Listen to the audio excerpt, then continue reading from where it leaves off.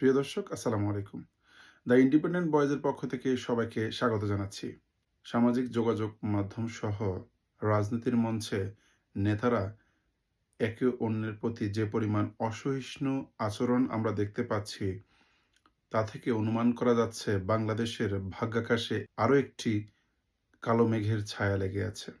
সামাজিক যোগাযোগ মাধ্যম এবং সংবাদ মাধ্যমে চোখ বুলালেই আমরা দেখতে পাচ্ছি জামাত এটা করছে, তো বিএনপি ওটা করছে, বৈষম্য বিরোধী ছাত্ররা এই মন্তব্য করছে, এই নির্বাচন চায় না, নির্বাচন চাই, এই সেই বিভিন্ন ধরনের একটা সাংঘর্ষিক সংবাদ আমরা প্রতিদিন এই সংবাদ মাধ্যমগুলোতে দেখতে পাচ্ছি। আসলে রাষ্ট্রীয় কাঠামোতে এবং রাষ্ট্রের বিভিন্ন সেক্টরে যে পতিত স্বৈরাচারদের দোসররা এখনো বিদ্যমান, তারা বাংলাদেশকে একটি অস্থিতিশীল রাষ্ট্র হিসাবে আবারও প্রমাণ করার জন্য উঠে পড়ে লেগেছে। এই সহজ বিষয়টুকু আমাদের ফ্যাসিবাদ বিরোধী যে সকল রাজনৈতিক শক্তিগুলো সক্রিয়ভাবে কাজ করেছিলেন এবং ফ্যাসিবাদের পতন ঘটিয়ে বাংলাদেশে যে সোনালী সূর্যের আবহ তৈরি করছেন, সেই আবহকে ম্লান করে দেওয়ার যে ষড়যন্ত্র, এই ষড়যন্ত্র তারা একবারও বুঝতে পারছেন না। মূলত পতিত স্বৈরাচারদের যে গণহত্যা, খুন, রাহাজানি, চাঁদাবাজি, লুটপাটের খবর থেকে বাংলাদেশের জনগণের দৃষ্টি ভিন্ন দিকে প্রবাহিত করার জন্য এক চক্রান্তে উঠে পড়ে লেগেছে পতিত স্বৈরাচারদের দোসররা।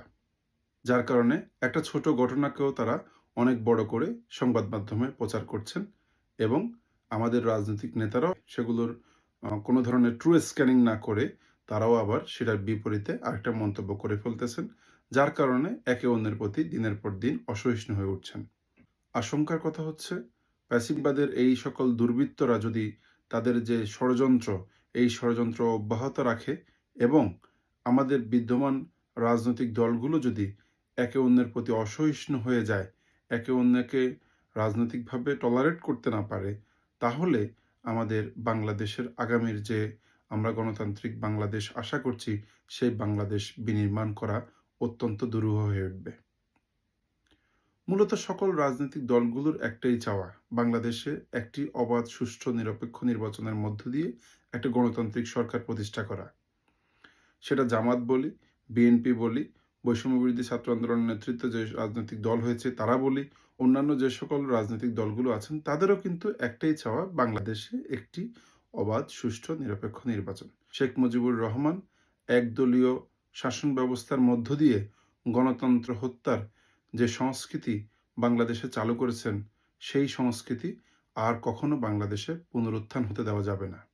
অন্যদিকে বাংলাদেশে বহুদলীয় গণতন্ত্রের প্রবক্তা হিসাবে স্বীকৃত শহীদ প্রেসিডেন্ট জিয়াউর রহমান, যার মাধ্যমে বাংলাদেশে বহুদলীয় গণতন্ত্রের সুযোগ সৃষ্টি হয়েছিল, সেই ধারা বর্তমান বিএনপিকে অব্যাহত রাখতে হবে। আমরা মনে করি বাংলাদেশ জাতীয়তাবাদী দল গত 17 বছর ধরে তন্ত্র পুনরুদ্ধারে যে লড়াই তারা করে গেছেন, তেমনটি বাংলাদেশের যে রাজনৈতিক দলগুলো আছেন তারাও ফ্যাসিবাদ দমনে নিজ নিজ জায়গা থেকে প্রতিবাদ করে আসছিলেন, যার কারণে দীর্ঘ 17 বছরের প্রতিবাদের সুর স্ফুলিঙ্গ হয়ে 2024-এর জুলাই আগস্ট বিপ্লবের মধ্য দিয়ে বাংলাদেশের ইতিহাসে ন্যাক্কারজনক স্বৈরাচারী শেখ হাসিনার পতন ঘটায়। আবু সাইদ মুগ্ধের মতো এরকম হাজারো শহীদের বিনিময়ে বাংলাদেশের যে স্বাধীনতা অর্জিত হয়েছে, এই স্বাধীনতা আর কখনো ম্লান হবে না বলে আশা করছি। এই গণতন্ত্র আর কখনো অপমৃত্যু হবে না বলে আমরা বিশ্বাস করি। এই আশা প্রত্যাশায় সবাইকে ধন্যবাদ জানাচ্ছি।